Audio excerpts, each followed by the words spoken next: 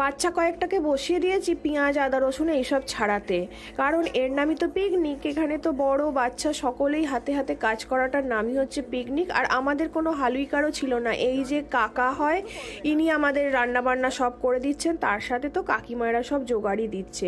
কেন কি 31st কোনো কিছু পিকনিকের ব্যাপারই ছিল না আমাদের মধ্যে। হঠাৎ পাড়ার এক কাকা আছে, সে হঠাৎ আমাকে 11:30টার সময় ফোন করে বললো কি একটা পিকনিক যাই হোক করে লাগাতেই হবে, কম পয়সা বেশি পয়সা যা খুশি হোক, রান্নার লোকের চিন্তা করতে হবে না। আর আমাদের সামনে একটা বড় বাগান বাড়ি আছে, তারা সব কিছু বাগানের কাঠ দিয়ে দিয়েছিল, জ্বালানি হয়ে গেছে। বেশি কিছু নয়, মাংসের ঝোল, ভাত, একটু ছ্যাঁচড়া চাটনি আর বোঁদে। কারণ এতটুকু সময়ের মধ্যে পাড়ায় সবাইকে জানানো, খবর দেওয়া, চাঁদা তোলা, বাজার করা, কাটাকুটি অনেক কিছুর ব্যাপার ছিল, যার কারণে বেশি বড় মেনু কার্ড আমরা করিনি। আর তারপর মেন টেন্ডেন্সি হচ্ছে এই বাজি পোড়ানো, সবার অনেক বাজির স্টক ছিল।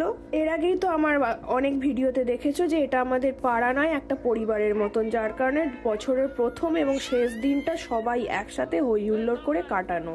এইখানে আমাদের প্রায় 7-8 বছর ধরে এরকম নিউ ইয়ার সেলিব্রেট হচ্ছে। মাঝে শুধু 2 বছরই একটু করোনার জন্য বন্ধ হয়েছিল, তবে এবছর প্রচন্ড সকলে আনন্দ করেছে।